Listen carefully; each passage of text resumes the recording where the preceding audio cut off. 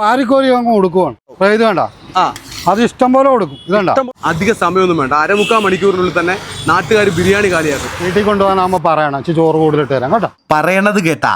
ഒരാൾക്കുള്ള കല്യാണ ബിരിയാണി കോരിക്കുത്തി വിളമ്പി വിടുന്ന ഒരു മനുഷ്യൻ.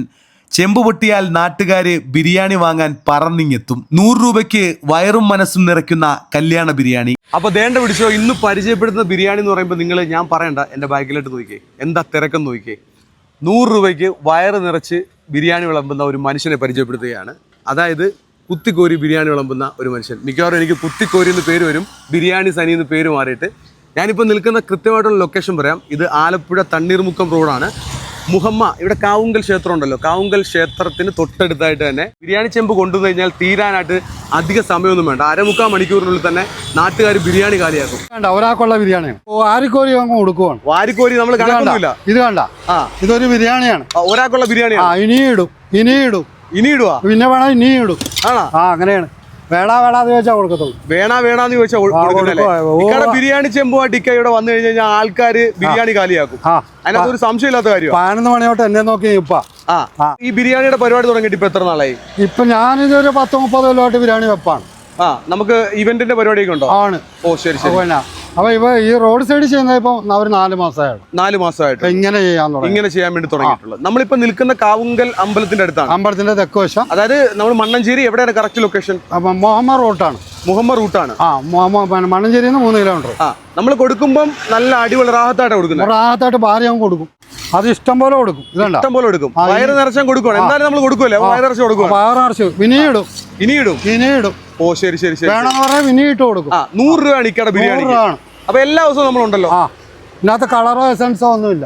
കളറും എസൻസും കാര്യങ്ങളൊന്നും നാച്ചുറൽ ആയിട്ട്. മഞ്ഞപ്പൊടിയുടെ കളർ മാത്രമേ ഉള്ളൂ. മഞ്ഞപ്പൊടിയുടെ പരിപാടി മാത്രമേ ഉള്ളൂ. Okay okay okay. അപ്പൊ ബിരിയാണിയായിട്ട് ഈ ഫീൽഡിൽ എത്ര നാളായിട്ടുണ്ട്? ഒരു 30 കൊല്ലത്തിന് മുകളിലായി. അപ്പൊ കല്യാണ വീടുകളിലൊക്കെ ബിരിയാണി വെച്ചിട്ടുണ്ട്. ആൾക്കാരൊക്കെ വാങ്ങിക്കാനൊക്കെ ക്യൂ നിന്ന് വാങ്ങിക്കുന്ന. ഞാനായിട്ട് പറയേണ്ട ആൾക്കാരെ പ്രത്യേകിച്ച് പരിചയപ്പെടുന്ന കാര്യമില്ലല്ലേ? ആണ്. അതിന്റെ ഇടയ്ക്ക് ബിസിനസ്, വീഡിയോ എടുക്കുന്നതിന്റെ ഇടയ്ക്ക് ബിസിനസ് കൂടെ നടക്കട്ടെ. കൊടുത്തോ അവർക്ക്. അതൊക്കെ നടന്നുള്ള ഒരു നിൽക്കും, അവർക്ക് കുഴപ്പമില്ല. അതൊക്കെ നമ്മുടെ സ്ഥിരം കസ്റ്റമർ. അതൊക്കെ നമ്മുടെ സ്ഥിരം കസ്റ്റമർ അല്ലേ? ഒന്ന് വാങ്ങിച്ചാൽ 2 മേടിക്കും. ഒന്ന് വാങ്ങിച്ചാൽ 2 വാങ്ങിക്കും. അതാ കൊടുക്കുന്ന. വീട്ടിൽ കൊണ്ട് അഴിക്കുമ്പോ അറിയാൻ പറ്റും അവർക്ക്.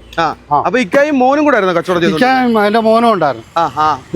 അവന് ഒരു വർക്കുള്ളതുകൊണ്ട് അങ്ങോട്ട് പോയി. ഓ ശരി ശരി ശരി. അവൻ ലുലുമാളിലാണ്. എത്ര മണിയാകുമ്പോൾ തുടങ്ങും ഇതിന്റെ പരിപാടി? ഞാനൊരു 11:30 ഇവിടെ ഒരു 1:30 ആകുമ്പോൾ കഴിയും. അല്ല, ചെയ്തു തുടങ്ങുന്നത് എത്ര മണിക്ക്? അപ്പം വെളുപ്പിന് 5 മണിക്കുണ്ട് ചെയ്യും. സഹായിക്കാൻ ആരെങ്കിലും ഉണ്ടോ? വൈഫ് ഉണ്ട്. അപ്പൊ ഇക്കയുടെ ബിരിയാണി എന്ന് പറഞ്ഞു കഴിഞ്ഞാല് ഒരാൾക്ക് വയറ് നിറച്ചാണ് ബിരിയാണി കൊടുക്കുന്നത് അല്ലേ? അപ്പൊ എന്താണെങ്കിലും ഞങ്ങൾക്ക് ഒരു 2 ബിരിയാണി ഒന്ന് പാഴ്സൽ ചെയ്തേ. അതായത് ഒരു പ്ലേറ്റിനകത്തോട്ട് വലിയൊരു പീസ് ഉണ്ടാവും, അതുപോലെ റൈസും ഉണ്ടാവും. അത് കുത്തിക്കോരി വിളമ്പി കൊടുക്കുക, മനസ്സ് നിറയ്ക്കുക ഒരു മനുഷ്യൻ്റെ അല്ലേ? ഒരാൾക്ക് റാഹത്തായിട്ട് കഴിക്കണമെന്നാണ് ഇക്ക പറയുന്നത്.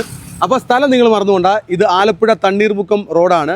മുഹമ്മ കാവുങ്കൽ ക്ഷേത്രത്തിന് പ്രത്യേകിച്ച് പരിചയപ്പെടുത്തേണ്ട ആവശ്യമില്ല. ഇതിനോടകം തന്നെ ഒരുപാട് ആൾക്കാർ സ്വീകരിച്ചിട്ടുള്ള ബിരിയാണിയാണ്. മാത്രമല്ല ചെമ്പ് കൊണ്ടുവന്നു കഴിഞ്ഞാൽ പറന്ന് ചിലവാകുന്ന ബിരിയാണിയാണ് അല്ലേ? അപ്പോൾ നല്ല കല്യാണ ബിരിയാണി അല്ലേ? അത് കഴിക്കുന്ന പോലെ നിങ്ങൾക്ക് കഴിക്കാം. നല്ല റൈസും നല്ല മസാലയും. അതാണ് ഇക്കടെ ബിരിയാണിയുടെ പ്രത്യേകത. ഞാൻ നോക്കിയിട്ട് ഇപ്പം നല്ല അടിപൊളി സ്മെല്ലടിക്കുന്നുണ്ട് കേട്ടോ. അപ്പോൾ തന്നെ നമുക്കൊരു ബിരിയാണി കഴിക്കുന്നതിന് മുമ്പ് തന്നെ സ്മെല്ലടിക്കുമ്പോൾ അറിയാൻ പറ്റും ബിരിയാണി എത്രത്തോളം അടിപൊളിയാണെന്ന്. അപ്പോൾ ഇക്കടെ 2 ബിരിയാണി നമ്മൾ വാങ്ങിച്ചിട്ടുണ്ട്. നല്ല അഭിപ്രായമുള്ള ബിരിയാണിയാണ് കേട്ടോ.